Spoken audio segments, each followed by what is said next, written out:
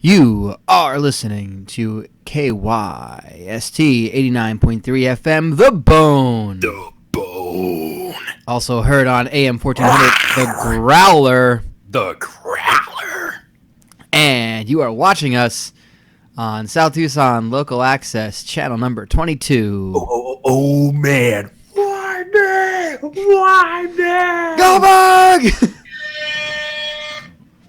There's just gotta be like just a 17-second string of just sound effects after the 22 oh man.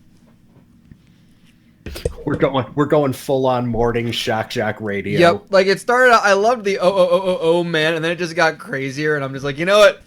At this point, it's gonna have a 5-second clip of 22 by Taylor Swift at some point in there. So we are finally bringing the regular season of South Tucson Youth Football, aka the longest 10 weeks ever, to a close tonight. This is the final Week 10 doubleheader stream, and I did my best to pick games that would have things that came down to the wire in the season. And as it turns out, I got 1 out of 2. Which is going to be the first game. So our second game tonight is going to be Abigail May's Aggressive Steakhouse taking on Kathy's Kountry Kookin. And the story behind that was that Kathy's win, and they're into the championship game of the Gluttony League to take on the Creamy Surprise. The way things shook out, I was doing some other games that are not going to be broadcast or that are going to be recorded for the highlights. The way things shook out, enough results turned in the favor that even with a loss, Kathy's Kountry Cookin' will go to the championship game. So that game will be for not a berth in the championship game, but it'll be for rankings. Kathy's, I believe, are ranked. God, where did they come in? I believe they came in number 5. So that's going to be a huge game in the championship week. It'll be number 1 versus number 5 as it stands right now. The Creamy Surprise taking on Kathy's Kountry Cookin'. And you got to feel like Kathy's are going to be moving up with another win. So they're going to be looking to keep that momentum going anyway. So that game's not going to be here for anything other than just that. I'm going to go ahead and bring up the logos for the opening game, which has one of my favorite and one of the more disgusting logos in the game. Happy Release Manicures. Taking on Second to Naan Curry Shop. Second to Naan Curry Shop have a chance to... I'm waiting on it. Oh, what they have a chance to? Oh, there we go. Okay, sorry. All over the fingernails. Oh yeah. Nothing strange about that. Just, hard at work, giving a nail appointment, doing a job on that hand, giving a nice, good old hand job. Just a vigorous manicure. Oh yeah. So Second to Naan are currently 4-2 in conference, 5-4 overall. With a win, they will go to 5-2 in conference, and they will be atop the Oriental Division in the Foreign Legion. They will take on the Wandering Lush Irish Pub in the championship game. The Wandering Lush actually got the win they needed after Mama Logano's lost the other night. So the Wandering Lush are your Pinko Division champions. They will take on Second to Naan if they get the win. If Happy Release get this win, who are, by the way, 3-6, 2-4 in conference, I'm going to double check to make sure I'm correct on this one. I'm going to pull up. Yes. Actually, if Second to Naan do not win, then the Oriental Division will go to Kebab Barkers, who will also be 4-3, but have the tiebreaker because they defeated Second to Naan Curry Shop in Week 9. So that would be a huge coup for Kebab Barkers, who came on strong in the last. They won 3 straight to end the season.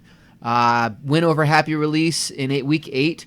A win over Second to Naan in Week 9. They beat Go Fuh Yourself in Week 10 away from home.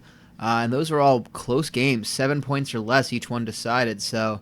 But Kebab Barker's getting the wins where it matters, finishing 6-4 on the regular season. Second to Naan are going to have to win. And they'll need Second to Naan to have a close game without going over their chances of winning their division. There you have it. Turns out if Second to Naan do not win, they won't be Second to Naan. They'll be Second to Kebab Barkers. So there you have it. I think it's time for some lineups. That sounds like a good idea. Time for Star Watch, brought to you by Wall to Wall Salve. Don't be a salve, not be a salve. If you need a cream, ointment, or paste, better call Salve. Now sponsoring the number 28 Diddler Cup Racing Series. What was the brand I used on? I forget what model it was. Maybe it was a Dodge Stratus. That was sounding like it was right. Oh man, I was rolling through it so nicely. Let me pull up what it was. AMC Gremlin. Might as well have. I should have made him the AMC Gremlin, even though it looked nothing like it. Yeah, the Dodge Stratus. They drive a Dodge Stratus. Driven by Italian driver Ennio Sparini, which is a great joke. It's a great joke, and I hope people get it. I think I kind of hammered it home by putting N-E-O, like the letters, in quotes like it's a nickname. But whatever. Yes, they'll be joining the Diddler Cup Racing Series. If you haven't seen that car logo, that car paint job, I just posted it today, so go check the Twitter. I'm having a blast making these, and I'm down to just the last 5, so we're getting really close. And I don't know if you and RJ, I know you weren't around for the other stream, but I'm totally gonna start just like I'm not gonna like just jump right into it. I'm gonna start messing around with it. Good. Like, I'm just gonna cause I'm not gonna lie, I just want to see them all on the track, like in the 2002 game. I just want to load them and laugh at it and just be like, all right, this is gonna be like just for goofs, but also just to see how I can make this work. Yeah, that way before I start using 03 and whatever, because I want to just see how these all look in the game. I wanted to see a field full of cars that I created that just look dumb as hell. Because I did I loaded like 8 of them. And it's like still like 24 blank gray cars and the 8 ones sticking out. And I'm like, okay, that's fine. I'm up to 27 out of 32 right now. We're getting close. So we're getting close to getting a full field. And who said who said we can't get sponsors in motor racing in 2017? Right. Of course, Monster Energy will be sponsoring the last 5 of them. God damn it. At least it ain't Red Bull. Yeah, the 5 I haven't done yet are Bathhouse Jim's Bathtub Gin, which was a random sponsor that I had for Big F and Trucks. Boxa Wine, Throat Candy Tobacco Lozenges, another old Big F and Trucks sponsor.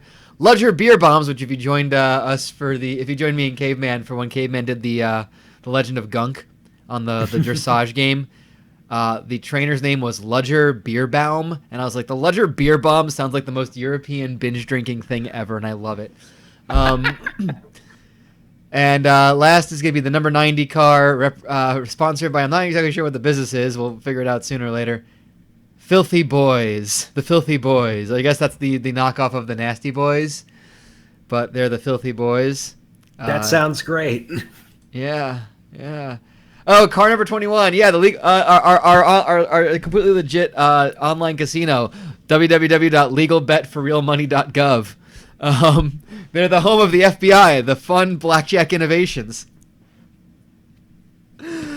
Oh god, that's the stupidest thing, and it made me laugh. That was an old. So a lot of these were. I'll go through. Let me go through. I'll start talking about this when the game starts. I don't want to delay anymore. Anyway, here are the players for Second and Naan Curry Shop. Their star quarterback, Ultimius Warrior. Also, star players, defensive tackle Slut Bumwalla, and running back Cedric Malamar. Cedric Malamar on the other side of this football team. We don't really see that often. Happy Release Manicures. They're not doing too well, 3-6, but they got 3 star players, 2 of whom missed picture day. So one of them is the defensive lineman Hector Ponderosa. Also not shown there is tight end Uppity last name.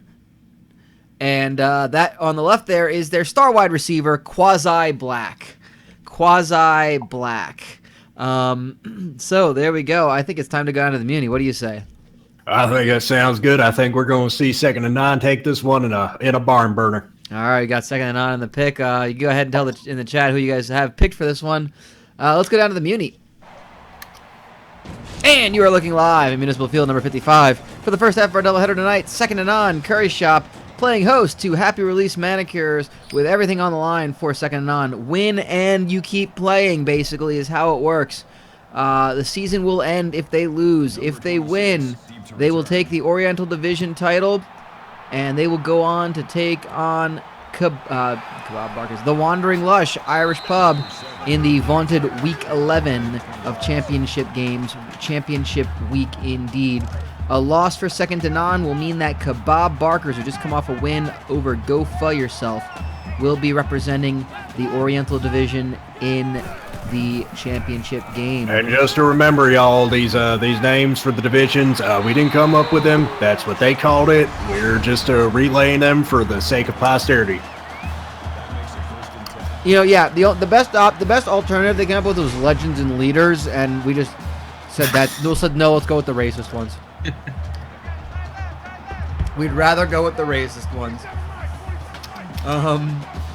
That's how bad Legends and Leaders are. Yeah, it's not that great. Oh well.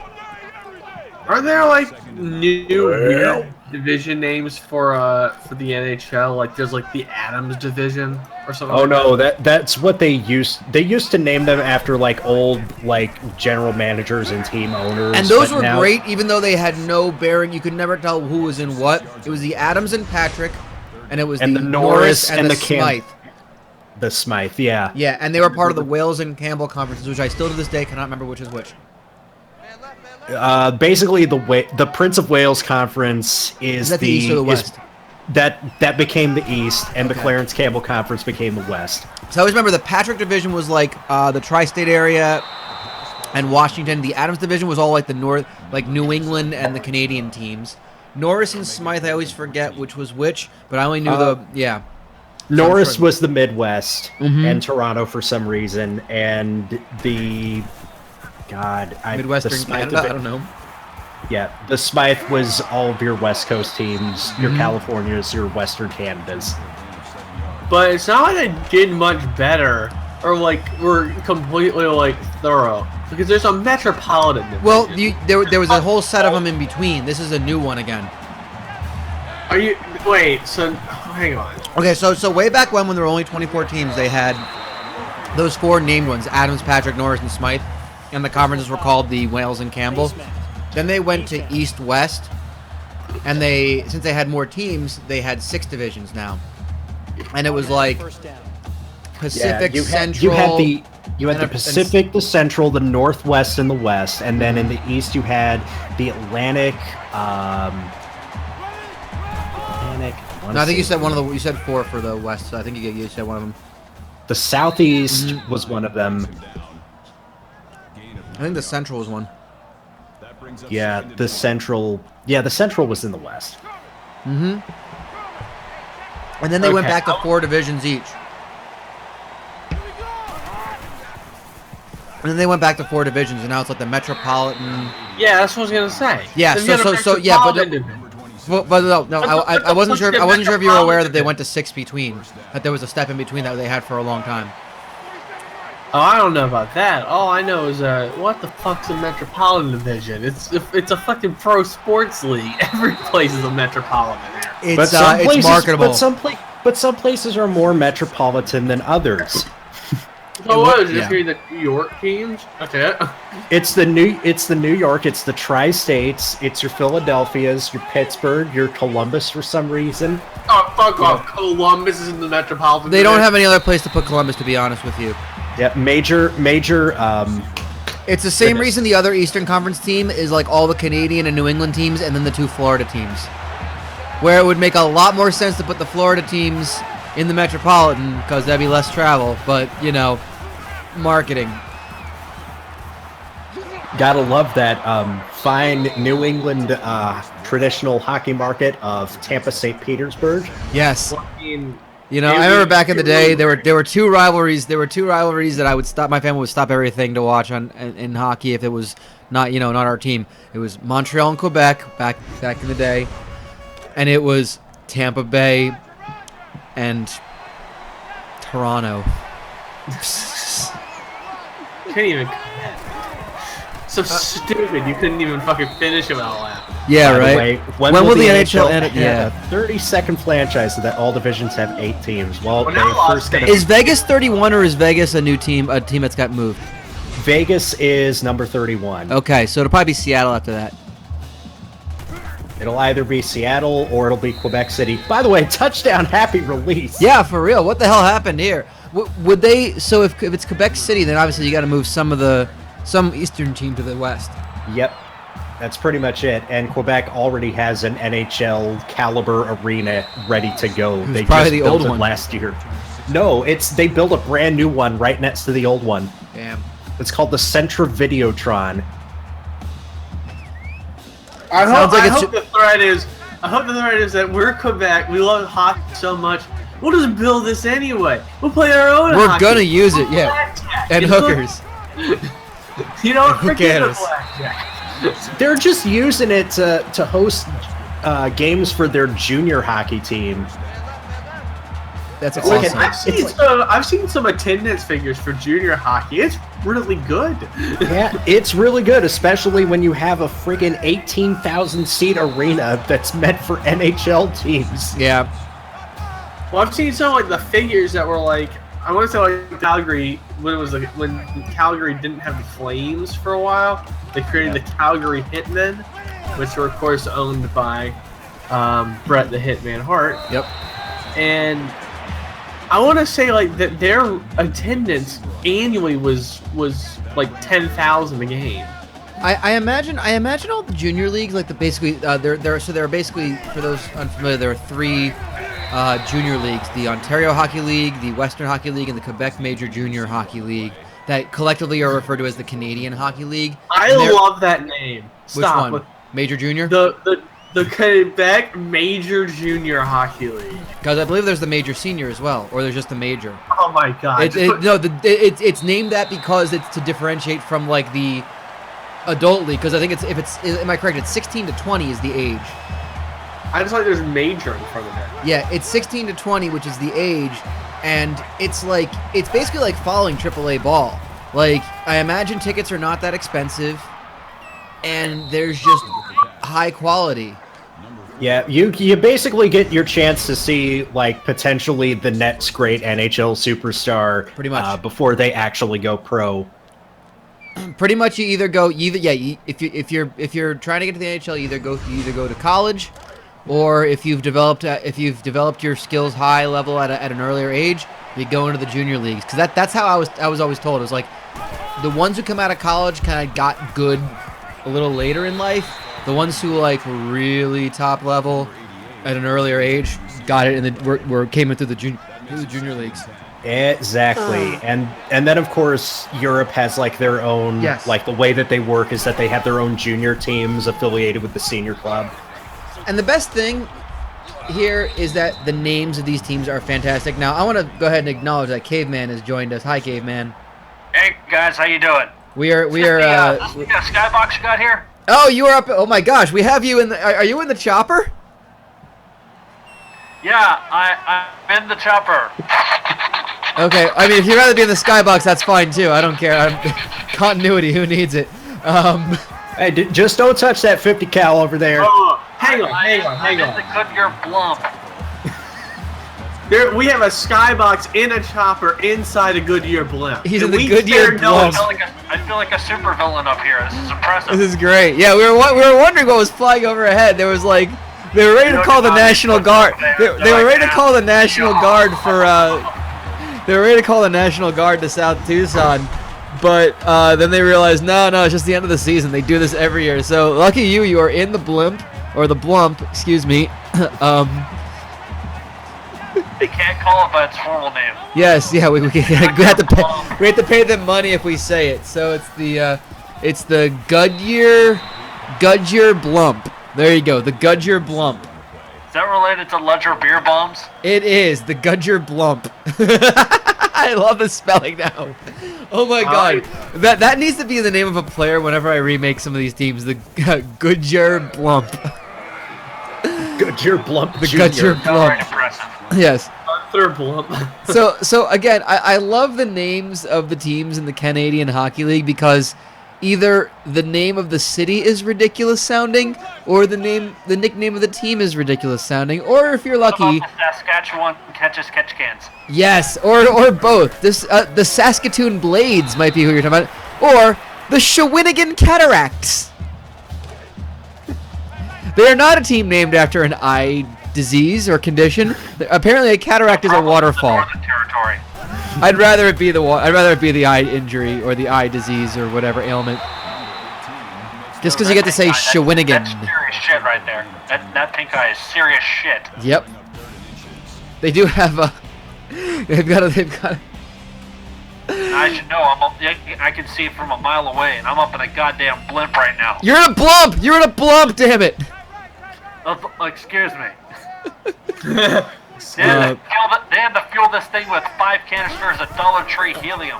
I like that there's a team called the Moose Jaw Warriors, because I like to read that and question if it's the city name is Moose and their nickname is the Jaw Warriors, or if it's the Moose Jaw Warriors. And I know it's the latter, but I want it to be the former. As if it's so common for a place to be called Moose. It is Moose, Canada.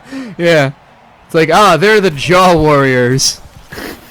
From Moose, Canada. Moose, Canada.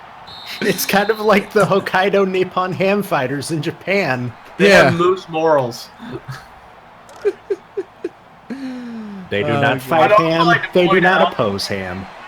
Quickly, I'd like to point out that there was no need to bring the National Guard in. They were already in South Tucson to integrate a school. Oh, Jesus. That's awesome. So that's what Halliburton's been spending our money on. Incredible. Okay, so I always forget that there are some American teams in the Canadian Hockey League, kind of like how, there are a couple of Canadian teams in the National Hockey League, whatever and whatnot. There's the Tri-City Americans, and I have to wonder what on earth the Tri-City is. And I'm looking it up now. And that is not what I would have guessed. Kennewick, Washington. Why? Why Tri-City? I just... Why Tri-City? Why not Tri-City? Tri-Cities, Washington are a group of 3 closely tied cities: Richland, Kennewick, and Pasco. Holy shit. Located at the confluence of the Yakima, Snake, and Columbia Rivers. So they might be fans of the Yakima Sun Vampires as well. Here's a deep cut. That should have popped. Why was Caveman not here to hear that? Damn it! That was a fucking XILF or whatever. XIFL. XILF is a whole different thing I'd like to fuck. That was a friggin' team from XIFL, and wasn't here to hear it. The Yakima Sun Vampires. I remember my shit. Also, you had the Reno 97s, which, if I recall, is an incredibly dark reference. Nothing like the Ottawa 67s. The real-life Ontario Hockey League. By the way, would you like to guess the disparity in the capacity of the largest OHL arena between the second largest? I'm guessing the largest is that Quebec one. The largest in the Ontario Hockey League is First Ontario Centre, capacity 17,383. Okay. It was built for NHL in mind. NHL. That'd be Hamilton, the Hamilton Bulldogs then. Yes. Well, I'm guessing. What was that number again? 17,383. I'm guessing the next one is like 8,000. It is 9,862. TD Place Arena with a whopping capacity of just under 10,000.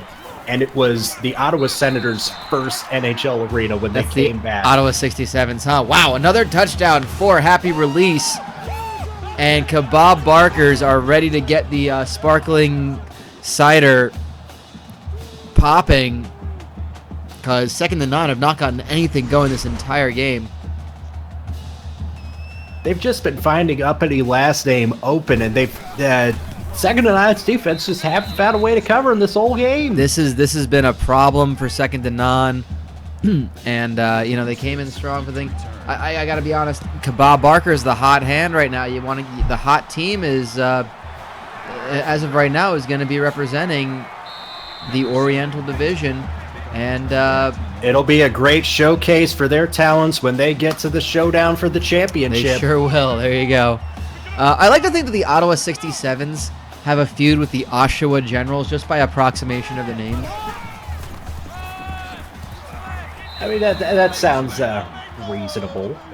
I do think that people from Oshawa get pissed off because they think that people are saying Ottawa. Ah. And the Owen Sound Attack. I like to think from Owen, Canada, the Sound Attack. I love some of these names. You'll enjoy the Cape Breton Screaming Eagles from the town of Cape. It's the Breton Screaming Eagles, or is it from Cape Breton and the Screaming Eagles? No, it's from Cape Breton Screaming. And they're just called the Eagles. The Eagles, yeah. Will, So stupid. Will, what is your favorite Canadian Hockey League team? I'll give you. I'll send the link if you want to. Like, I'm gonna send the link to the chat as well. Send me a link in lieu of an angel. I will do that. Yeah, I'll give you a chance to look it over. Arthur, do you have a favorite particularly? Goodness gracious. You can pick one from each league. I don't care. Let's see. From the QMJHL, I would guess it's all the ones that I would horrendously butcher the French pronunciations of. I'm not gonna lie, I think they need to clean the puck in this logo. It's just leaving like a gigantic skid mark across the logo when you hit it. Well, no, they gotta turn on the air conditioning. The puck is melting. I was thinking of it along the lines of it's covered in grease and. J-Log is putting out a good point. That yes, from Swift, Canada, the current Broncos. Also, the Red Deer Rebels from the city of Red. The Deer Rebels. You did point out the Tri-City Americans as if to say, hey, we're from America, eh? They are. They're from Washington. There are a couple of American teams in this. That's the thing. The Vancouver Giants, not from Vancouver, Washington. That's true. Aren't they? They might be. I actually don't know. No, they are from Vancouver, Canada. Okay, it's possible they could be. Yeah, I'm looking for. What was the one I was looking for? The Swift current. Yeah, the Red Deer Rebels. Their logo is just like a deer with like a pack of cigarettes rolled up in the sleeve of its undershirt. The Medicine Hat Tigers. Hat Tigers. It's a tiger shaped into a hat. Like it's a hat that's just a tiger head. It's a tiger that's wearing a top hat. That's even better. The Hat Tigers. So stupid. Here's one for you: the Edmonton Oil Kings, or if you think of it like it's a team that's like owned by a big oil company, the Edmonton Oil Kings. Yes. There was a Welsh team called the New Saints that used to be owned by Total Network Solutions. Total Network Solutions FC. I thought that was hilarious. I mean, that's sad thing. It's the sad truth that there are a lot of teams that are actually their name is just flat out a fucking sponsorship. I mean, what do you think RB Leipzig is in the fucking Bundesliga? Yeah, it's not really Rasenball, it's fucking Red Bull. But you know they can't say Red Bull, so they had to make something bullshit thing up. It was what RB stood for. Goodness. They're a by the way, team. But on the other hand, I like the New York Red Bulls because it's like the mascot. It's not even pretending the place is like Red Bull, New York. That's true. Well, and they do represent the borough of New York Red. I'm just still mad that Waffle House didn't pay for like the naming rights in a similar fashion for their MLS team. Because hell yeah, I would have supported Atlanta Waffle House FC. Waffle House FC. Total Network Solutions sounds like something I'd see in the spam folder of my email. You're absolutely right. The best part about TNS is that they made it to the Champions League as Total Network Solutions. And they played Liverpool. This is the year that Liverpool won the Champions League, but they finished 5th in the Premier League, and there was no precedence for this before, because what happened was the winner of the Champions League got a spot in the next year's Champions League. You automatically qualified. But the thing was, the maximum amount of teams you could get was 4 from each country. And so when they finished 5th, there was this whole thing like, well, wait a minute. There's no rule in place. Does like the 4th place team, which at the time was Everton, which made it really interesting. Does Everton get bumped? And now the rule is, yes, they would. But at the time, no one fucking knew what to do. So they're like, Liverpool's in as well, but they got to qualify all the way from the 1st spot. And they're not considered an England team. I used like air quotes. So they could be drawn against other England teams. And in the group stage, they got Chelsea. which was interesting too. It was a really fucked up thing, and it was like, we need to fix this. So they actually played Total Network Solutions, I believe, in the first round. I think that's what happened. I will switch sports really quick and just give you the rundown of the 4 teams of the Chinese Professional Baseball League of Taiwan. We have the China Trust Brothers, the Lamigo Monkeys, the Fubon Guardians, and my personal favorite, the Uni-President 7-Eleven Lions. Yes! I love it! Like, European basketball is like this too, where the name of the team is just there's a sponsor built into it. Like, that's just what it is. Like, it's if you follow the team from Bologna, Italy, it's sponsor Bologna. That's the name of the team. Like, it's whatever the sponsor was that year. Fucking, oh my god, I love this whole thing with the new Saints. I fucking love this. I'm reading their Wikipedia page right now. The club was formed as I'm gonna read it as God. My favorite. Hansenfried. No, how do I say that? I used to know how to pronounce some of the shit in Welsh. There's no reason I should. Wow, I just don't know how to say things in Welsh. I should learn that because it's just fun. And useful. Yeah. Total Network Solutions FC.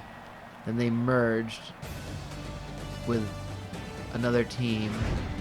And of course, New Saints FC. And of course, the greatest. After the sponsor was taken over by British Telecom, by the way, which is great. Yeah, the greatest television presenter, straight man television presenter in sports history, Jeff Stelling, from not Jeff. Red card. Oh yeah, Jeff. I'll be honest, Jeff, I don't know. Chris, count how many people are on the pitch with your hands. Look at your hands. Yeah, you're right. I saw him bring somebody off, and I thought they brought a sub in. They were bringing a sub on. Oh god. Oh yeah, Vauxhall Motors. That's right, Vauxhall Motors FC. Which Vauxhall are now owned by the French. Yep. Apparent. That's right. It was 2005-2006 Champions League. They lost 6-0 on aggregate to Liverpool. They played them in the first qualifying round. That was a just fucked year. It was weird. Because after all of it, Everton didn't qualify for the group stage, and Liverpool did. And it was a mess, and no one speaks of it again. Their football team is in two different. It's not. You can't say 2 different countries, but it's in 2 different parts of the UK. It's one part's in England, one part's in Wales. What's this now? The New Saints. Yes. They're not exclusive to England or Wales. They're in both. Oh my gosh, there is Airbus UK. You're right. I mean, that's the thing. All these little teams need fucking sponsors, and it's like, yeah, we'll sell you the name of our team. I don't fucking care.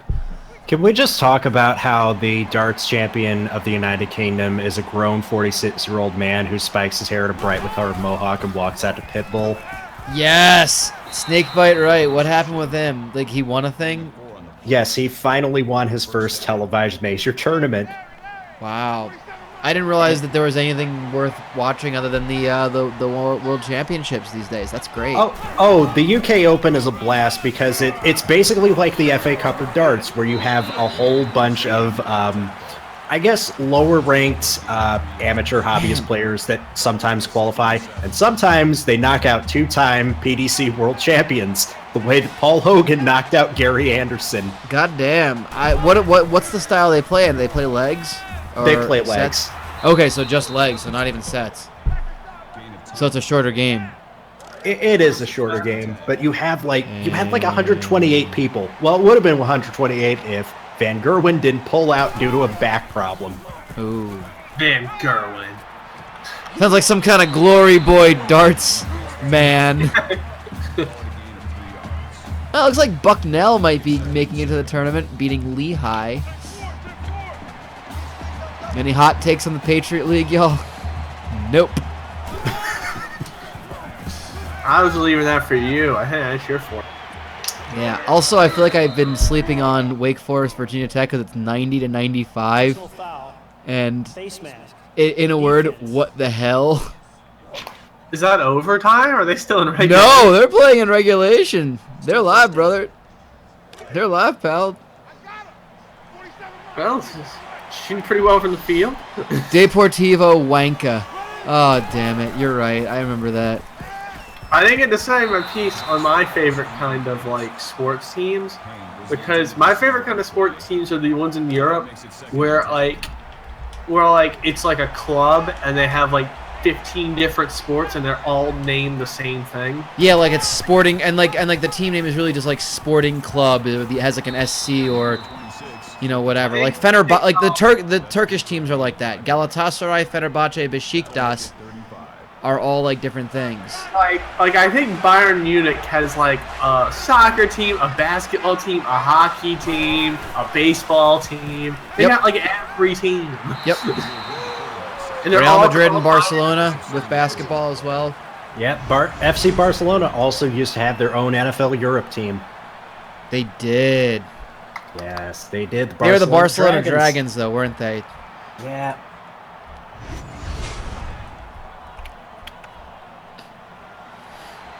Charter member of the World League of Football alongside the Birmingham Fire. Remember, you can't spell waffle without WLAF. Oh, I miss the World League of American Football. That was so stupid. The Montreal Machine, the Ohio Glory, the New York, New Jersey Knights. That is a sign your league will fail. If the team from the tri-state area is called New York, New Jersey, you're doomed to fail. They had the London, England Monarchs that didn't even survive to the end of the league. But, you know, London is totally a market for a 33rd NFL franchise. Yeah. They also had the Barcelona Dragons, the Frankfurt Galaxy, and then eventually just became NFL Europe, where it was almost exclusively German teams. But they had the Scottish Claymores, which is just a great name. What a fucking great name. The Scottish Claymores. That's an outstanding name. Oh, two, sucker! Yep, their sword's just one big... Their logo's just one big fucking sword. One big sword. Exactly. Oh, Grasshoppers, yeah. I love like weird team names like that. That's to me that's a big appeal of soccer for me. It's like that's kind of cool. And of course, for weird team names. Yes. Come on. American minor league baseball. Oh, it's yeah. Untouchable. Oh, of course. I mean that's where that's probably that's on par with Canada's CHL. Absolutely. I would say it's above it, actually, because, come on, New Orleans baby cakes. Baby cakes. Where's Roll when we need him? Roll would be like just rolling off a bunch of these, and Will's here, so Wilkin would like to start naming them too, right? Name one in particular. Oh, the minor league teams. Fuck. Oh yeah. The Montgomery Biscuits. The Biscuits. The Biscuits. His name's Biscuits. Columbia just got a minor league team. They're called the Fireflies. Okay. That one I like. Like some of them aren't bad. Some of them are fine. It's a perfectly fine minor league name. To be fair, Montgomery Biscuits is also a perfectly fine. I feel like they also feel like obligated to pick team names that are just not used by anything ever. Ultimius Warrior being stopped at the goal line. Is the ball loose? It's loose. Picked up by Happy Release. Are they gonna? They might have to challenge this. I don't know if that ball was down, but Happy Release come up with it.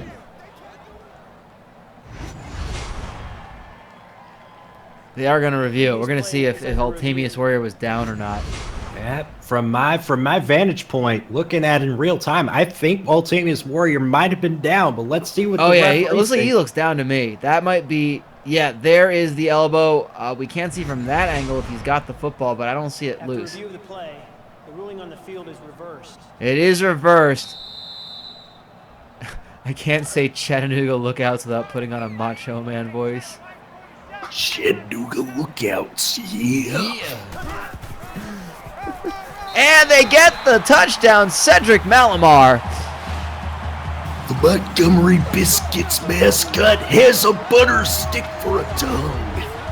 That doesn't sound healthy. Oh, I forgot about the Biloxi Shuckers.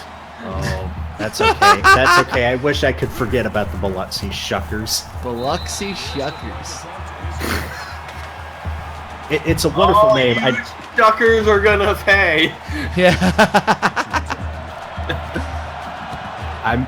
Of course, the Pensacola Blue Wahoos as well. Oh, I love that name. There are just so many that, like, I don't even know if there's one web page that just has them all in the same place, but I don't care. no. It's great. Oh no! The former Jacksonville Suns, now known as the Jacksonville Jumbo Shrimp. Yes. Yeah, the Jacksonville Jumbo Shrimp. The Jacksonville. I went Jumbo to games Shrimp. when they were the Suns. I remember the good old days. Yeah, I remember all the those good old Glory days. Boy Jumbo Shrimp fans. I remember when Coming the on board now Yeah. that crustaceans are involved. I just Jumping on remember board. when, Sorry. I just remember when Biloxi played in Huntsville, Alabama, like they should have been. Damn it! Oh damn it. You know, fucking. Getting on the seafood bandwagon. Let's Charlotte see. Checkers. The Savannah Sand Gnats is a great one too. The Northwest Arkansas I Naturals. think we got Savannah's team, so the Savannah Sand Gnats I think are no longer in existence. Oh really? Yeah, the Sand Gnats, they moved to Columbia. Oh okay. That's how it went down. Oh Which my is God. because they were the single A. They were the single A affiliate for the Mets. So now Columbia is a single A affiliate for the Mets. And when Columbia last had a minor league team, they were a single A affiliate for the Mets as well. Oh bless. The Daytona Tortugas is great. We're going back to the Isle of Tortuga. Yeah, that's immediately what I thought of. The Down East Wood Ducks. Oh, that's a new team. Where are these Down wood East. ducks? Oh, they're down east. They're I down was east. so baffled. I was like, that can't possibly be like a visual cue for anybody to figure out where your team is. It's Down- Kinston. It's Kinston, North Carolina, by the way, in case you're wondering where the hell Down East is. I love there is a Canadian American Association of Professional Baseball, or the CAPB. And Established in three of those 2012. 6 teams are from like New York and New Jersey. Established in 2017, the Down East Wood Ducks, or Dudes as they are popularly known, Stop. No, they're They're not. not popular. You're not popular. You're not even a team yet. You can't be popularly known as anything.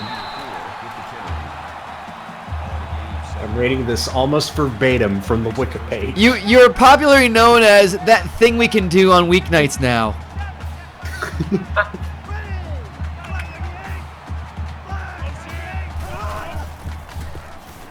Oh man, the Potomac Nationals are in that same league. I should just go and watch the Potomac Nationals play the Down East Wood Ducks. Or is it the Down Eastwood Ducks? Or maybe it's Down East Wood. And they're just the Ducks. This is the stupidest joke, and I'm so glad we're running with it. It doesn't get as fun once you get like past like the Northwest League. Like the Appalachian League, I think is like that's like rookie ball. Okay. And it's just pretty much like it's like a place and then like the major league team names. So it's like the Danville Braves, like the Pulaski Yankees. Yeah. They're all in interesting like hit towns, but like the Richmond Flying Squirrels is a solid one, just in general. The Akron Rubber Ducks. You know, from the city of Akron Rubber. The Modesto. wait, the rubber ducks, as in like the things that I put in a tub. You still do? Good for you, man. Listen, nobody's gonna tell me when I have to get rid of my rubber ducky. That's But fair. I will not say that my rubber ducky is at all intimidating. I do like the logo of the Akron Rubber Ducks. It does not look like a rubber duck whatsoever. but I approve of it. And Great. second and Naan have got another first down. 3:19 to go. They're down 4, and they're moving into the red zone. Thanks to Cedric Malamar, 62 yards on the game. And they continue to move forward.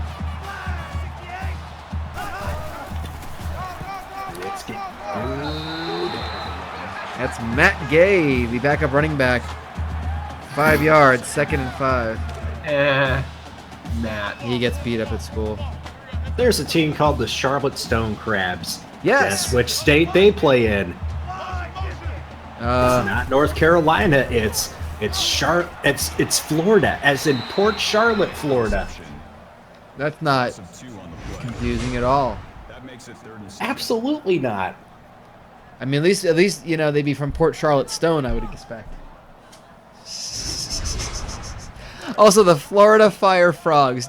Fuck you on that one, okay? That's not easy to say. I had to dig a second. Fire frogs? The Florida Fire Frogs. I hope their logo is a frog that's on fire. It absolutely is. The Florida Fire Frogs. Yeah, it's not easy to say. Oh, caught! Is it a touchdown? There's a... Personal foul. I think Manny Blevins should take a stake in Oh, the it's coming back. It's a clipping penalty on the offense. It is what looks like a toad that's on fire that's also trying to lick its own back, so it's getting high off itself. Good for them. So that's going to come back 3rd and 12 now for 2nd to Naan. Down 4, 2:15 to go, clock ticking. Ultimius Warrior out of the shotgun, a lot of time to throw. Has a receiver, it's dropped. 4th and 12. They might have to just go for it this time. No, they're going to kick it. They're going to kick the field goal, make it a 1-point game. This is a long attempt. This is like 35 yards, though. And it's no good. Oh, no. 2nd to Naan may have just given up their chance at playing in the championship game. Boom, boom, boom, boom.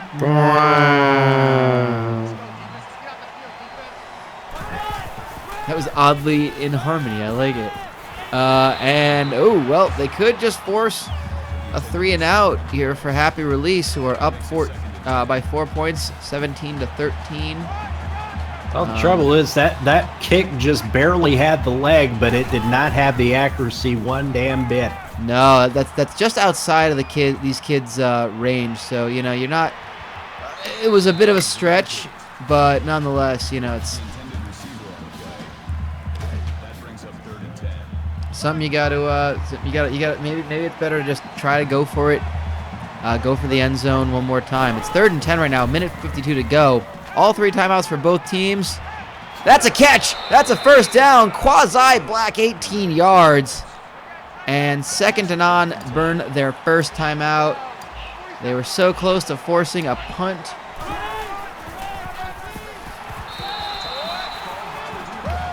And Juan McIntyre 2 yards up the middle. 2nd and 8. Second timeout used.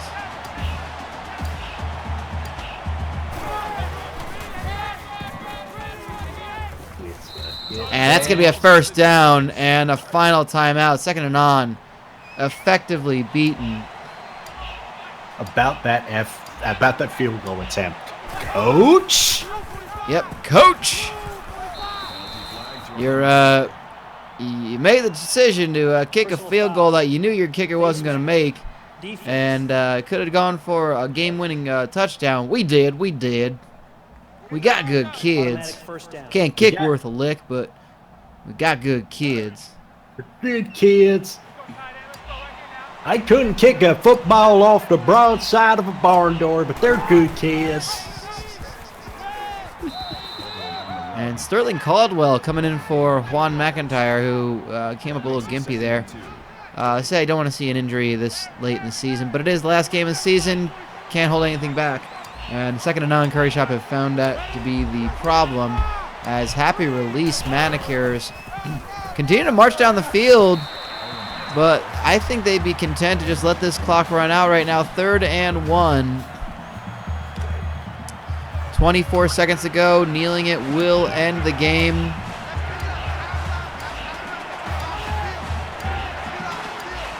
Still not in victory formation, though. They're going to hand it off one more time. Caldwell gets the carry, gets the first down, and that will ice the game.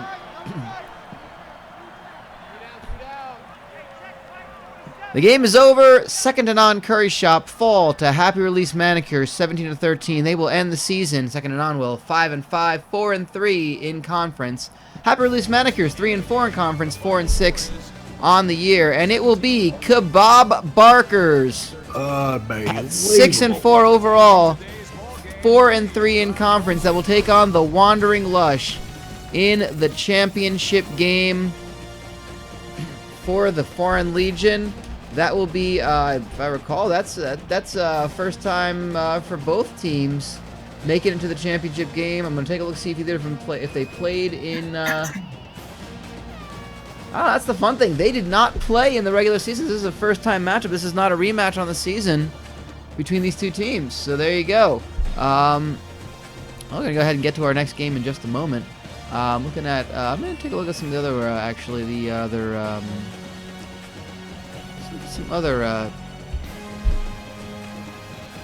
that's the thing. That's okay. Holy Balls are taking on the Porno Shop in the American Freedoms Conference Championship game. They did not play each other.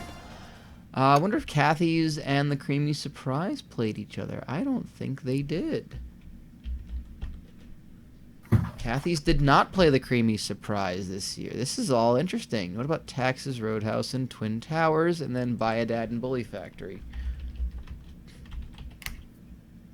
So, Taxes and Twin Towers did not play each other. Buy a Dad and Bully Factory did not play each other. I love how this is shaping up.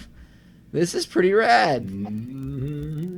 So Burns and Crackle are in for the BSB, and they are going to either take on. That's our only. That in fact is our only. What's it called? Rematch, because the Marmalade Shack did in fact lose to the Mulch Hut. It was a bit of an upset. Mulch Hut came in 2-7, got their third win on the year. And they knocked out the Marmalade Shack and ended their season prematurely. It will be Cramblers. Oops, that's what happens when you try to do something when you have a locked spreadsheet. And let's go ahead and pop that in there. So we now know the full slate of games in Championship Week. I'm going to go ahead and get set up while I'm going to roll through these.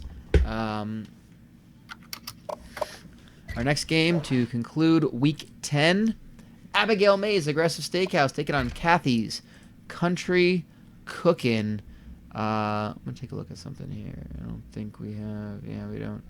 Okay, and let's see. What was the other game we just had? That was Happy Release versus. Nope. Okay, cool. Yeah, so we got Abigail Mays, Aggressive Steakhouse, taking on Kathy's Kountry Kookin. RJ, I'm glad you're joining us for that one because I know you do have a soft spot for our friend Abigail Mays.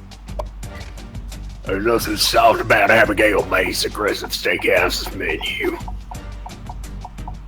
Your steak can come in three different ways: well done, really well done, and raw. It just comes in three different. You can get it rare, you can get raw. If you try to order anything above rare, we'll just throw your dumb ass on out.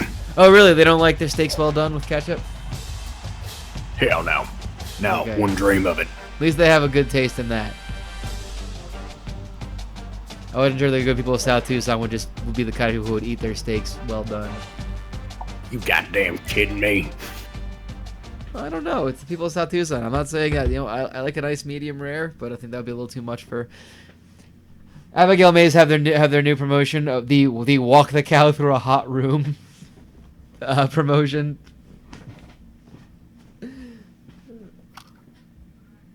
There's a rugby league team in Canada playing in the English League first. Oh, rugby league. Okay, that's different. I was like, what the hell, rugby? No, there's not. And then I realized you meant rugby league, not. That's the weird version. Apparently, you also have the London Scottish, the London Welsh, and the London Irish. Well, for a hot minute, I was going to do a rugby thing, and I had fun coming up with rugby names. I had London Portuguese as one of the teams. I also had London English because I thought that would be funny. And And I always like when the team's name is just like a nickname, a plural nickname, like Harlequins. Like, not the Harlequins or, London Harlequins, just Harlequins. So I think I had, like, weird names like that. That was always fun. I think I named a team Catamarans just because why the fuck not?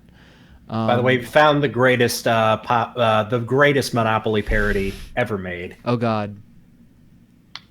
Oh, fucking hell. Go Big Papa. Better ingredients, better pizza, Papa John's. Damn it all to hell. Okay. So yeah, what I'm going to do right now is I'm going to go ahead and go over the championship week schedule before we get to our final game of the regular season, which is crazy here. So, championship week is going to be the next time we're streaming South Tucson Youth Football. I think I'm going to try to do, depends on when I do it, I might try to do just 2 streams of 3 games in a row and just go for the long haul and say fuck it.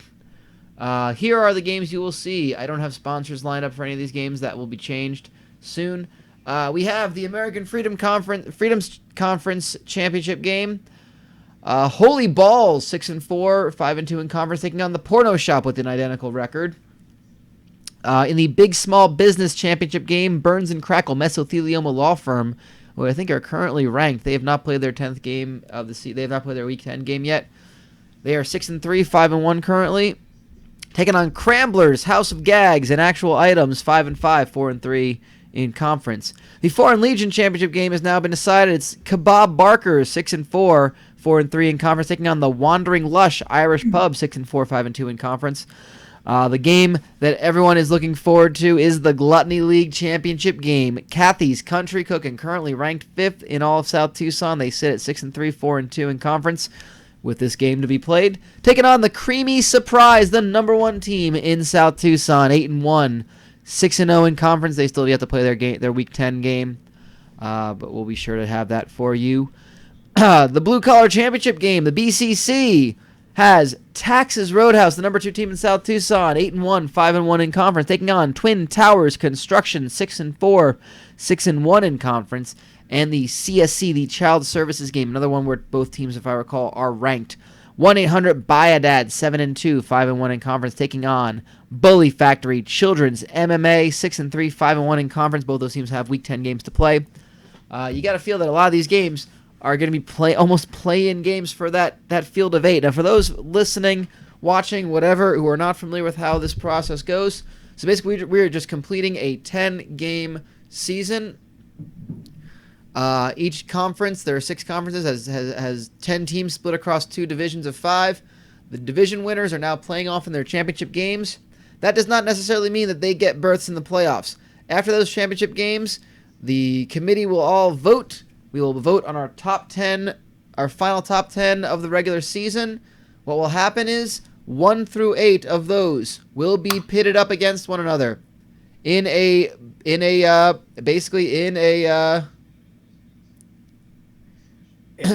single elimination tournament. Correct.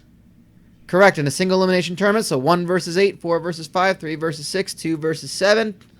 Just as that, and as it happened last year, I believe the 4 seed You Need a Clown were the eventual champions of the first ever season back in the spring of last year. 9 versus 10 will take on one another in the Participation Bowl as one of 7 different bowl movements, which we'll also announce. I think I'm gonna do a little pre-produced reveal of the brackets. So you'll look on YouTube for when that happens. That'll be a thing that happens. Might be tough to schedule these with the NCAA tournament happening and all the college basketball, but might be a good time to do it anyway. So we'll see. We're still trying to get Beef O'Brady's to sponsor one of our bowl movements. Yes, and that's a dude named Beef O'Brady's. But yeah, let's go to Star Watch quickly for this game, and then we'll go right to it. Abigail Mays, Aggressive Steakhouse. Only player you're seeing there, that is O Contrarius Monfrere, the wide receiver. Also on their team, linebacker Hunky Burley and tight end Johnny Dickshot. On Kathy's Kountry Cookin', that is running back Dishwalla Pearson, outside linebacker Bo Jangles, and their star player is wide receiver Greg Tavius Proops. troops. Who you guys got real quickly? I'm gonna flip a dang coin. It's a coin flip for RJ. Let's see what you got.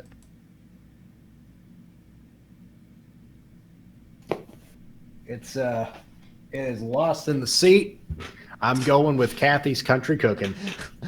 Lost in the seat. It's Kathy's. How about you, Wilt? I'm gonna go with Abigail May's Aggressive Steakhouse. There we go. We're split here. Lee Corso doing laps. So Joe and Mo saying always bet on Abigail's. Let's go down to the Muni and find out how this one turns out. You are looking live at Municipal Field number 54 in downtown South Tucson, Arizona, for the final broadcast game of the regular season of South Tucson Youth Football here in the fall 2016-2017. It's like a 2016-17 season now. Yeah, it is Abigail May's Aggressive Steakhouse taking on the number 5 ranked team in all of South Tucson, Kathy's Kountry Cookin'. They are the away team in the white, all white with the light blue, the baby blue. Oh god, that doesn't look right. There's just feet laying on people. The light blue helmets taking on Abigail May's in the dark blue jerseys and helmets with the white pants. Moving right to left on your radio dial, Tariq Ramsey incomplete on the first play from scrimmage. They are right to left, moving right to left on your radio dial here on KYST 89.3 FM, The Bone. AM 1400, The Growler. The Growler. And you are watching us, then you're hearing our voices as we are simulcast on South Tucson Local Access channel number 22. Oh, man. Go back! Where are you? Hey Moses! Or just hey Moses. Just a hey Moses. What? The fuck? Well, just got home. What did I miss? Second to Naan screwed the pooch. They lost. So if Greg Tavius Proop scores, do the points matter? Very well done. Well done. The game you missed is Happy Release Manicures with the upset over Second to Naan Curry Shop, 17-13. That final score. Second to Naan had a chance to win it. They could have gone for a touchdown on fourth down. They went for a field goal that was out of range. They missed it, and Happy Release were able to run out the clock, which now puts Kebab Barkers in the Gluttony League championship game against the Wandering Lush Irish Pub. Excuse me, that's the Foreign Legion, not the Gluttony League. I take it back. Brad Davies Sherwood. God damn it. That'll make it 4th and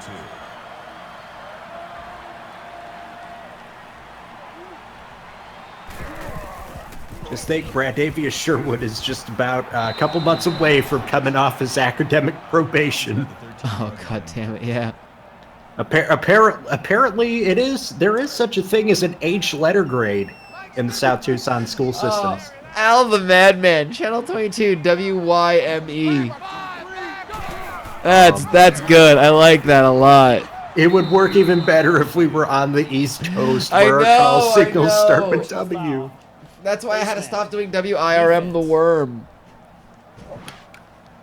I'll use it for something. That's so good, though. Oh, damn it. WIRM. Woo, woo, woo, woo. I promise you, I will use WYME for Channel 22 for something at some point.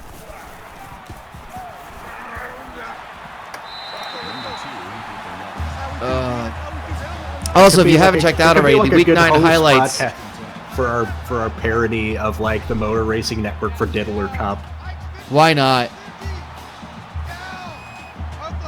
KDKA in Pittsburgh, you're right. There you go, that's true.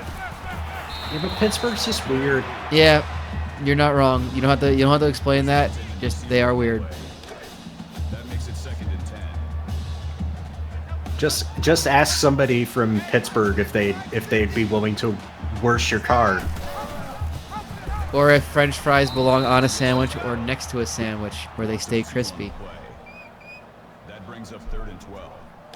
My takes are hot tonight.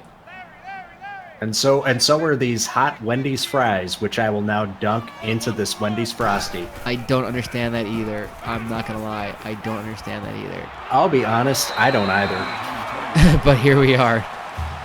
Here we are. We're And that is a discussing. big catch by O. Contrarius Monfrere, 37 yards. The first completion by Simeon Patton. And Abigail Mays.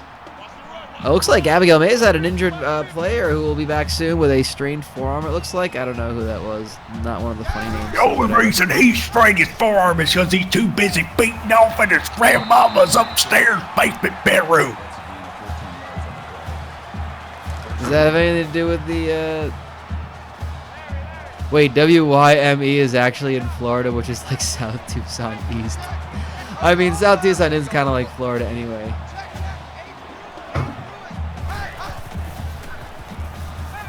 And Abigail Mays in the red zone already. Oh, unable to bring down Chance Bozeman right away. 3-yard catch, 2nd and 7. That'll make it 2nd and 7. You know, I watch a lot of police chases, and one day Fox 10 Phoenix would like rebroadcast every police chase in the country on their Facebook Live. Did they really? They do most of it. That's delightful. Touchdown, by the way. Simeon Patton hung on to it and just punched it in. One day, maybe in the not too distant future, maybe in the distant, there will be a police chase that runs through South Tucson. Oh God, God willing. I'll share it to all of you. And hopefully, Sheriff John Bedell will be able to narrate the entire action. If that happens, I might I'll find a video or I'll rip it. I don't care how I'll do it, and we will rebroadcast that with actual legitimate South Tucson commentary. Oh my God, I will do that in a heartbeat. That will be the most fun thing. By the way, you could not get me to turn off a basketball game quicker than UVA versus Pitt. Oh God. Like, I mean, There are some scenarios where you need to put Pitt in. This is not one of them. no. So I actually here's the thing. The thing is that Charlottesville is actually a beautiful town. I got pulled over. I was going more than 45 points per game. That's a great joke, and I butchered it, and it's one of Seth's jokes, and he's so much better at telling it. Funny because they're possession offense. Yes, and I mean, like, And what I mean by that is in Charlottesville, you can also get arrested for possession of weed, cocaine, basketballs. You just get arrested for possessing any. okay, now these two games that I'm seeing right now, there's a Sun Belt game and there's a Southland game, and neither of them sound fair. It's Southeast Louisiana versus Lamar and Appalachian State versus Troy. Now these lone dudes are not going to have a chance against an entire basketball team. And now I believe Maybe we're. if Lamar and Troy got together, they'd have a shot.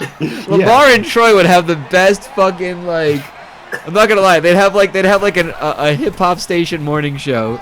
Yeah, but you got to get some friends over. You got Lamar, you got Troy, you got Xavier. Maybe they'll get Sam Houston. They just call him Sam Houston. He's like, guys, my name is Sam. No, they'll get their friend Samford. Just call me Sam, please. If Samford College or University, whoever it is, if Samford don't come out to the theme from Sanford and Son, then they are doing things wrong, or they're just not appreciating the humor in that. They have 20 heart attacks every game. They have 20 Anytime they're in a close game, they just start screaming out, "Hold on, Elizabeth!" I'm coming. Yeah, they have 20 fake heart attacks a game, but then on their 21st they have one for real, and nobody thinks it's real. They're just bullshitting you, and then it turns out, oh no, it's real. That makes it 1st and 10.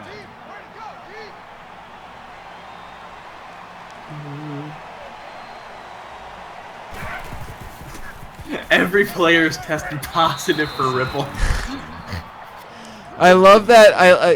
So Namrapos just posted a video about South Tucson, and that's exactly why I picked South Tucson, because it was like deemed like the most unsafe city in Arizona. I picked it for a reason. What it became, I could not control.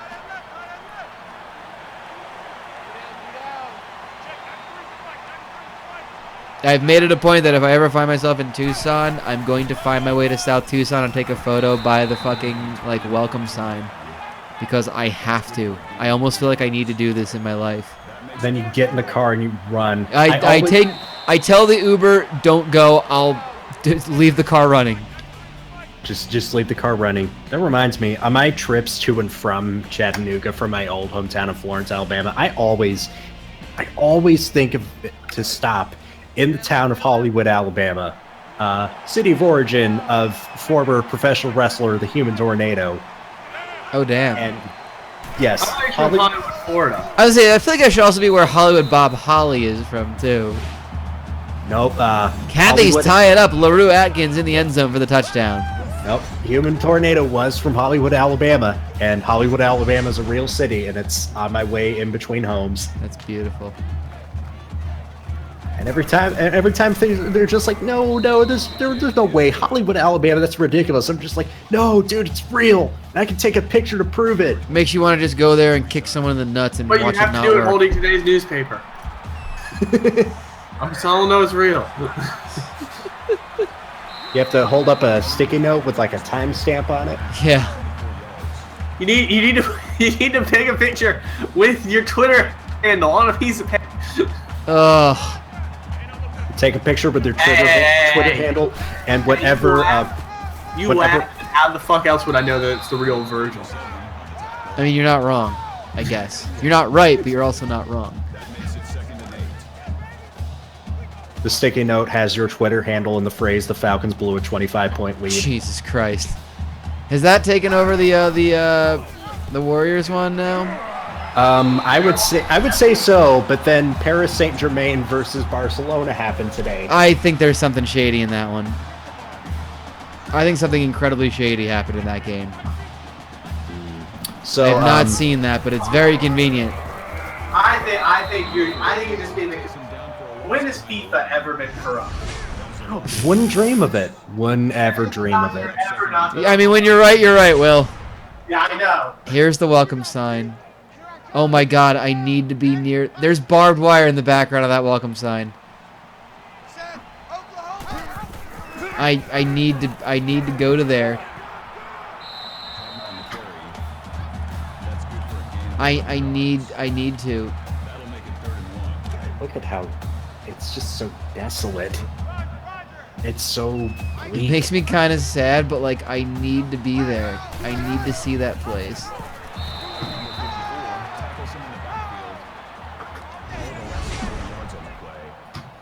I kind of feel bad. Like I'm looking at it being like this is a real place where real people live, and it's not a lovely place, and now I kind of feel bad that I made light of it.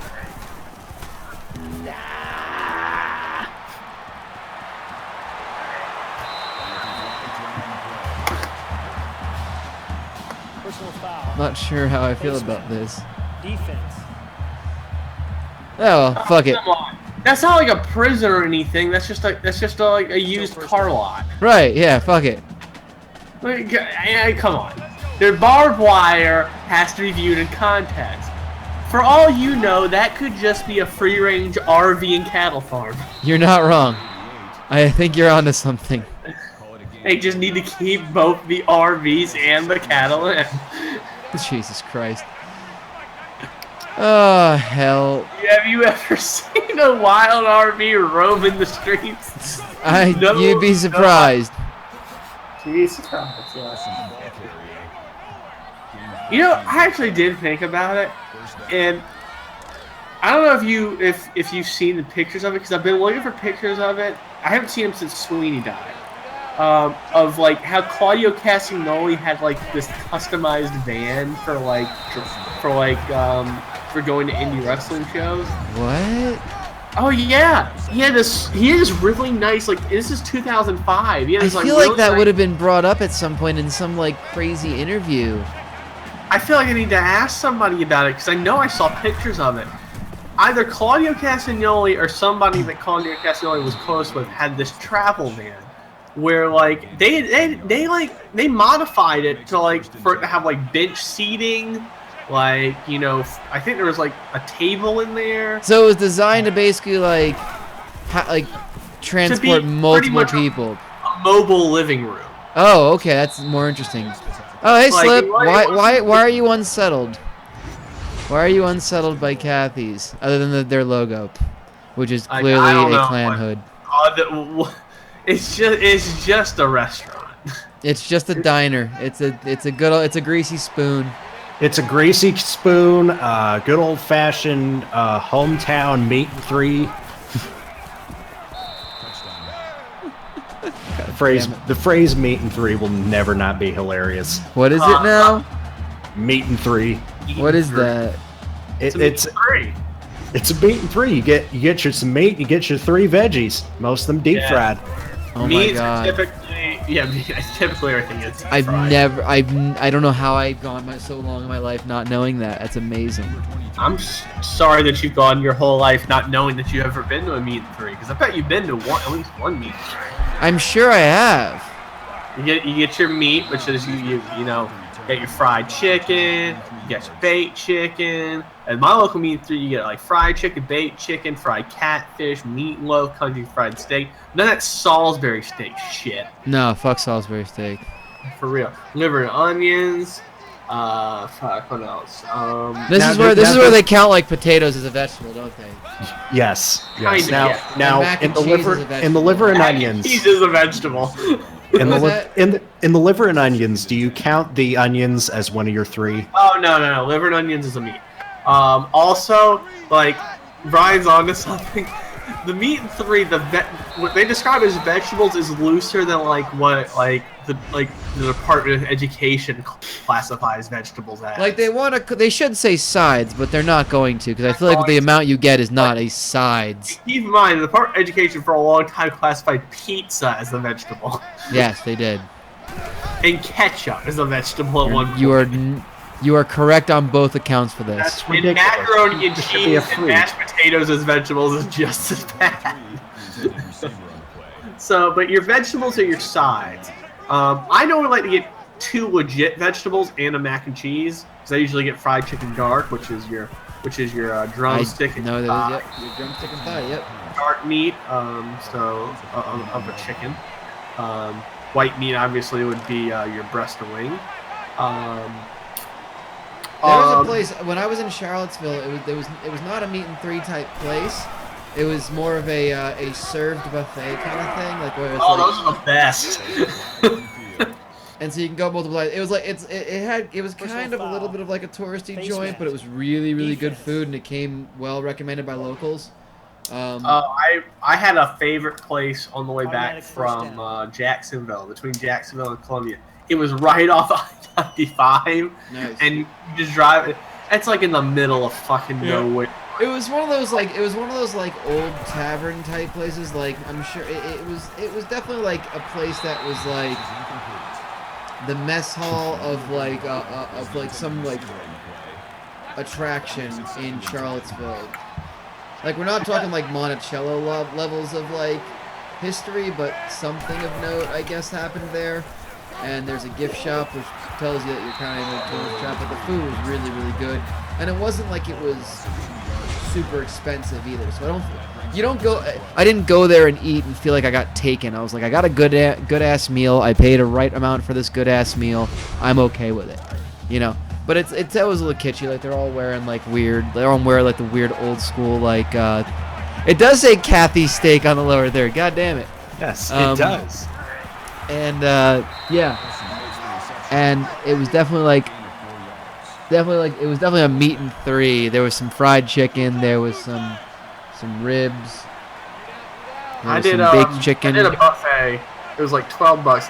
I did feel a little taken, but like that was just because I didn't come in with like a completely empty stomach. Yeah, I with ate the like appetite to eat I this loaded 3 I times. loaded up the plate as much as I could. I put as much food on one plate, and I still had room for a piece of like almost like strawberry shortcake at the end. Yeah. And like any buffet, I couldn't resist. I got the. Oh damn, we had a big boy open field tackle. I kind of missed that one. I was busy looking at how somehow Troy and Lamar are both doing pretty well against the entire teams that these individual men are facing. Lamar is up 7 on the entire team of Southeastern Louisiana. Appalachian Just State, the Lamar. entire team is down 8 to the one man known as Troy.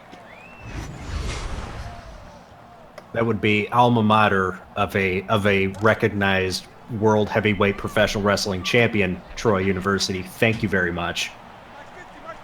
Who was the champion? That would be former Troy Trojans defensive lineman Wyndham Rotunda, who you may know later shit. on as one Bray Wyatt. Never heard of him. He went to where? I had no idea. The March Madness misconception show. Personal foul. Face mask. Defense. That's fun. I've got 5 games on and none of them are interesting. And that's not counting Kathy's versus Abigail Mays, which is interesting, and you should all be enjoying our banter. Husky Harris. Yes.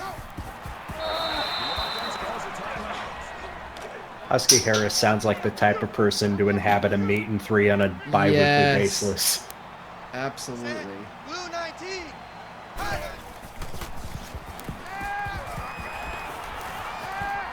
You just stopped by for lunch with meat. Oh, is it 3? picked off? It's Kick- picked off by Kathy's with 7 seconds to go. They're going to get some time with the football from the 40. 6 seconds to go. And then you go home that night, pop yourself open a cold beer. A cold beer. Yes, that is one word, maybe less. Yep, maybe less. I expect a 6-1 comeback in the 6th.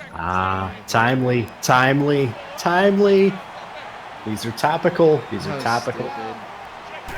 Like a cream. And it's funny because, like, oh, they go for the end zone. It's deflected. They got one more chance at it. I like the tenacity of Kathy's. I like Kathy's tenacity.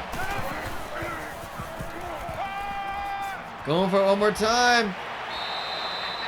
Oh, was it caught? But just short of the goal line. Good coverage. Greg Tavius proves with the catch, but unable to get to the end zone. And we go to the halftime interval. 14-7, the number 5 team in all of South Tucson with a 1 touchdown lead. I think it's time for one last time of the regular season to pay a bill. How do you guys feel about that? That sounds Is it possible to great. score 1 point safety in this version of the game? I don't think so. I have no idea. It wouldn't surprise me if this game did not know how to do that. Anyway, the incredibly slow macro is picking a team. There we go. Thank you. I don't know why that took so long. I just did Ballet Bob's Dance Studio. I literally did that the other night. I'm going to spin again.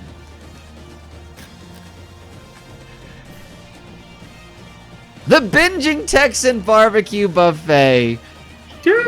What a better place to take your loved ones or your hated ones than the Binging Texan. You can get your burlap sack.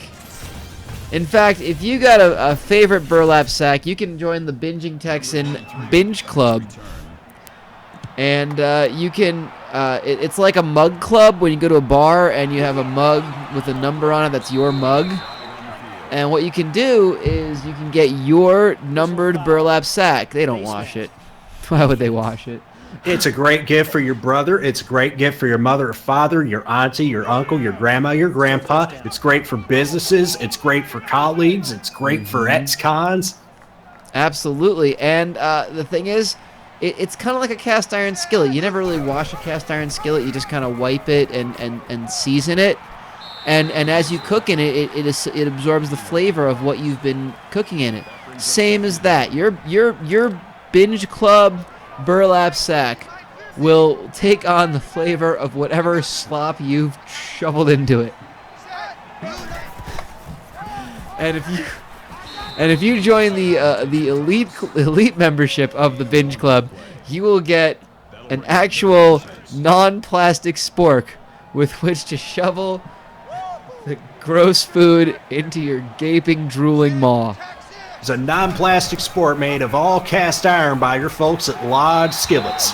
Yes, A cast iron spork that will go along with your numbered burlap sack, which is hanging on the wall. You could use that. Cast iron sport to go dig holes in your lawn afterwards. Yeah, why not? You can do that. So come on down to the Binging Texan, where for Lent they've given up modesty in their proportions. Binging Texan on Odessa Avenue. Our prices cannot be beat, and neither can our health scores. And of course, you come by on Easter Sunday, and we will have the brunch to end all brunch. He will rise again, unless you've eaten at the Binging Texan. Then you ain't going nowhere. You're going to be passed out on the floor. Ah, there you go.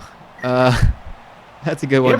You ever get a combination of itis and food poisoning at the same time? And just remember, Thursday night is ladies' night. There's no deal or sale. They just really hope ladies show up. I wrote about the stars not adding up right in GM mode since you were... Oh, okay, that's... Oh, sorry, you were talking to Slip. I'm sorry, I was reading like my Discord. I was like, I didn't realize you were talking to somebody else. A spork, you mean they have you... Yeah, no, you always got a spork. Oh, is that a recovered fumble by Kathy's? Nicely done. That's the second turnover for Abigail Mays, and Kathy's fall on that one. Someone has made a cast iron spork. Yep.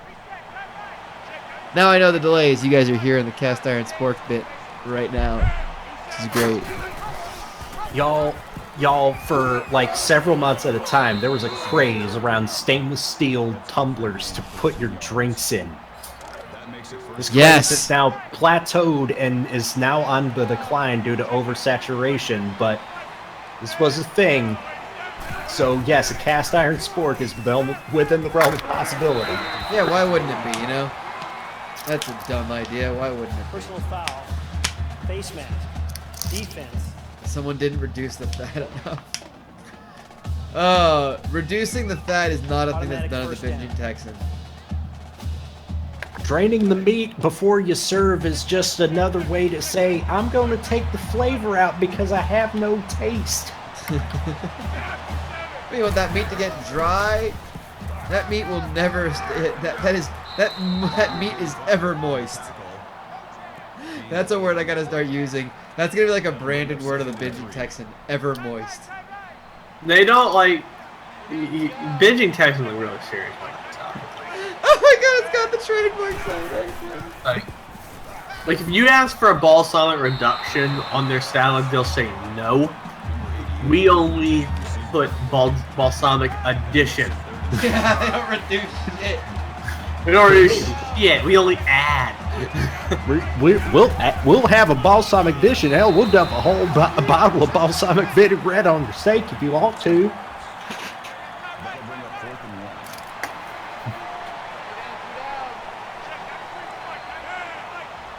Ever moist.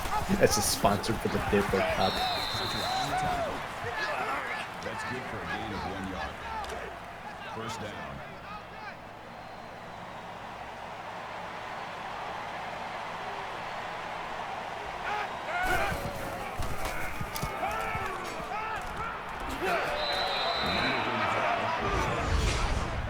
Gain of 7 on the play.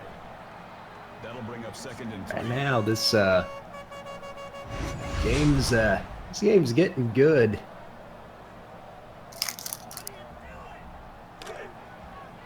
Binging Texan has the world's finest tri-tip salad.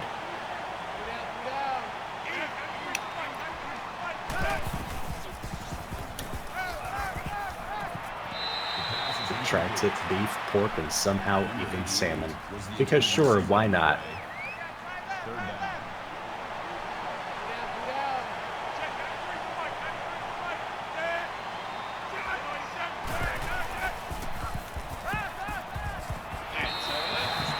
And we are back, and that is a huge fourth down forcing for Kathy's. Looks like they're going to go for it.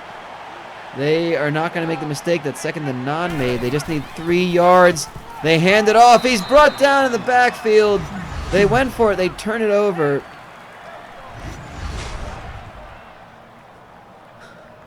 And Abigail Mays will take it over at their own 21. Oh yeah, we're on the discussion of Piegate. Well, what now? Of Sutton United fame. Oh my God! What? He got fired for eating a pie since. Yeah. I think he. Oh my God! That That's. I was wondering how the pie had to do with the betting. I think he got a tip and was just like, oh yeah, well I can make some money off of this. Which, you know, in fairness, you make that money. Absolutely, you play for Sutton United for fuck's sake. Well, he's the goalkeeper coach / reserve goalkeeper. Like that's how you can tell your fucking team is poor. And a parent was. What does caretaker mean? Like you just like make sure the field like it's not like groundskeeper. No, when they say caretaker, it's like often like a caretaker manager. Like it's like a manager between. It's like the manager between managers. It's your interim manager. It's like saying that. It's like your third base coach when your manager gets tossed out of the game for arguing balls and strikes. Yeah, I don't know if that's what they're referring to as far as Sutton, but that's what I think of when I hear of caretaker manager. You know what I mean? That'll make it second and Hell 7. yeah. It's like a player manager. Okay, yeah, because he's like the backup goalkeeper, which again tells you how your team is small time when you have your backup goalkeeper is also one of the managers. It's pretty great. That makes it 3rd and 7. Yeah, they were fun. I mean, like emergency backup goalies in professional hockey are usually the best because they're usually some 45-year-old beer leaguer. Yeah. Or like the goalie coach just shows up out of nowhere. Oh, absolutely. And it's like the third string, so it's like you need to have like it's the dude who's probably having a hot dog like during the game, much like the pie. Except there's no bets on it. Your primary goalie has the mumps, and your secondary goalie just ate a bad burrito bowl.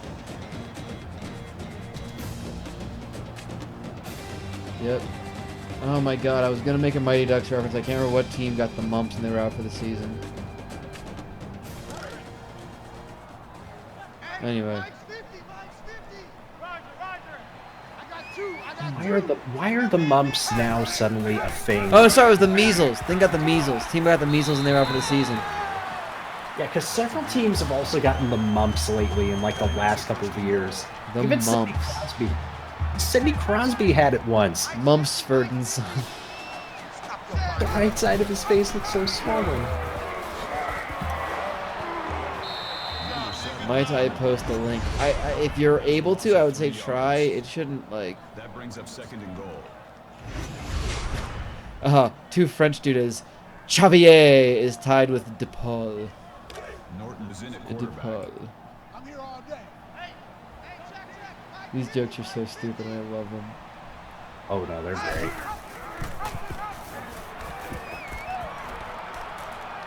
Alright, and Abigail Mays taking it down inside the 10. It's 3rd and goal. That makes it 3rd and goal.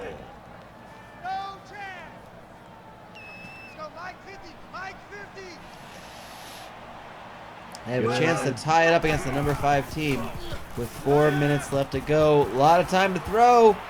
Looking for the end zone. Almost picked off. Deflected by Glenn Hines. That brings up 4th and goal. Oh goodness. They're going to kick the field goal now. 4:03 to go. A lot of time. I think he's starting to see those defensive linemen start to come towards him and just rush the throw there. I think if he'd scrambled out of the pocket, he had more time to make a play. Oh, right you are on that one. And, yeah, no doubt. A smart decision there, going for the field goal. They were well within range. I hate to keep bringing up the one from the last game, but that's a case where you look at the time left, you look at the distance, and you just go for the short points. Because in this case, they were short points. But Cathy's Dishwalla Pearson, if Abigail Mays want to make something happen, they got to stop Cathy's on this possession. They can't let them continue to move the football. They're already at their 45. It's 2nd and 8. Right now, That's a good stop. That's a 5-yard loss. Dishwalla Pearson catching it, and he was harried and brought down. They need to execute some grand wizardry and burning out this clock with a 4-point lead. And they're currently not. They are 3rd and 14, and Abigail Mays have a chance to get this football back with less than a minute after kicking the field goal. And Kathy's already milking the clock a little bit. Something they honestly should be doing this entire, the rest of this game. Just taking as much air out of the football, as much time off the clock as possible. We're already under 3 minutes, but again, even if it's 4th down, if they can't convert this 1st down. A lot of time throwing it downfield, way overthrown. It's 4th and 14, and the punt unit comes out.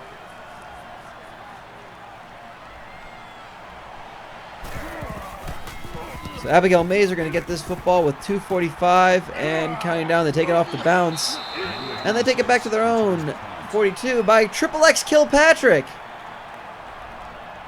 Triple X Kilpatrick. There's a name we haven't heard in a while. You know, we were just talking about him the other night. I can't remember what team he was on. Talking about the weird names in this game. And Trevor Norton gets 7 yards, the big boy QB. It looks like he's been in for, there's been an injury, I guess, to whoever Abigail Mays' quarterback is. Because they don't usually have the big boy quarterback. That's not a name I recognize. Well, he's good at handing it off. That is Marty Clifford, 14 yards and a 1st down. I believe, isn't it Johnny Dickshot that plays for? He's a tight end, but that was on one of the teams in the first game. Ah, okay. I'm gonna double check. Abigail Mays. That's a gain of 9 on the play. That makes it 2nd and 2. Well, they don't have a star quarterback, so it's just whoever they got. But yeah, it's not the big boy QB. That's not the usual quarterback. He's gonna chuck it downfield. Gets the receiver wide open. Ricardo Campbell, touchdown, Abigail Mays. They take the lead with 1:43 to go. Oh, the doors are locked from the outside, and this game has just gone in overdrive, baby. Extra point is pending. It's going to be a 3-point game with 1:43 to go. Can the number 5 team in South Tucson protect that ranking? They know they've got a game to play next week. However, that game is against the Creamy Surprise, the number 1 team in South Tucson. And if a playoff spot is on the line, you don't want to have to get a win. You don't want to have to go into a game against the number 1 team in the whole league and need a win. That's a lot of pressure. And I think they're letting this game get away from them. We'll see how they can handle on offense. We're down to 1:39 to go. On an unrelated note, Abigail Mays just got an exclusive deal with Qatar Airways. Yeah, right? So is the intended receiver on the play. That makes it 2nd and 10. They look at it and say, Qatar Airways, what the heck is a Qatar. Greg Tavius Proops gets a catch for 3 yards. 3rd and 7. Clock continues to run. Minute 27. They just need to get down to field goal range to force overtime. And it's incomplete. Tariq Ramsey throwing it up the middle. 4th and 7. They're going to go for it. This could be the game, but again, Cathy's have all three timeouts, so it may not be the very end, but they need something here. Oh, they go for it short and they turn it over. Barrett Rollins gets 5 yards. Not enough. Abigail Mays take this one over with 1:18 to go. Jeff.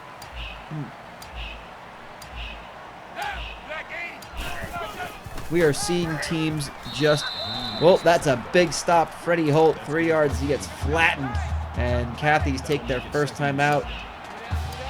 They need to make 2 more stops. Maybe all for night here, boys. And they stopped Trevor Norton just short of the first down marker, which is what they needed to do. Ulysses Doucette with the tackle. Great name. Second timeout is called, 3rd and inches. Abigail Mays a first down away from winning this one. They get the first down. Norton carries it over, ambles his way to a first down, 6 yards. The last timeout is called. This is effectively a done deal. They're going to kneel it out. Kathy's the number 5 team in South Tucson. They climbed their way up, only to fall in the final game of the regular season. They play again next week. They got a game against the Creamy Surprise.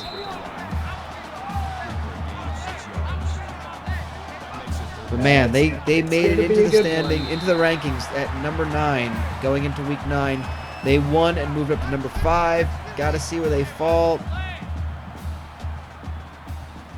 But man, that's going to be a tough one for them. Look at that. That tells you the whole thing.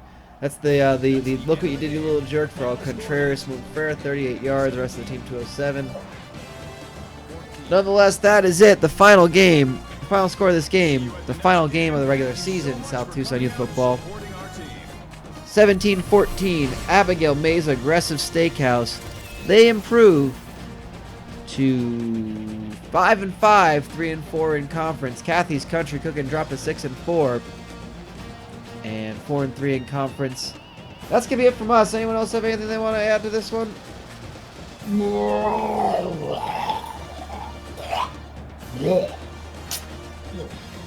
I don't know if that means someone is hitting the binging Texan a little early.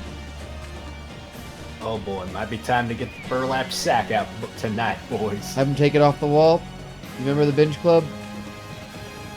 Absolutely, got my platinum card and everything. That's my awesome. Platinum card, I mean my platinum painted burlap sack. They're gonna hand you your cast iron spork. Absolutely, I just finished digging up my own grave for it for my own clogged arteries. That's called future-proofing, son. That's not one of their like promotions, right? Digging your own grave. That seems a bit much. I believe they can work together with some of the other local businesses around here. I was gonna say, yeah, maybe next live read they'll start doing a we dig your grave for you. It's like an eating challenge. If you polish off 5 burlap sacks in an hour, we'll dig you your grave for free. We'll provide you free funeral services for your eventual heart attack. And that is what's called customer service. For real, it's putting the customer first and last in their graves. All right, that's going to be it. Thank you so much, RJ, for joining me. Will was there for a bit. Will's still there. He's just muted right now. So thank y'all for joining us. We'll be back soon enough with the championship games. We'll release a schedule of that soon enough. Can't decide if I'm going to do 3 streams of 2 games or 2 streams of 3 games. We'll see what my sanity can do. And, yeah. So thank y'all for coming out. And until then, this has been South Tucson Youth Football on KYST 89.3 FM, The Bone. The Bone. AM 1400, The Growler. The Growler. And you've been watching us on South Tucson Local Access Channel number 22. Hey, Moses. Oh, man. All right, that's it. Thank y'all for joining us. This has been South Tucson. Good night from South Tucson, Arizona. Oh, whoops, that was the wrong version. We got the short version.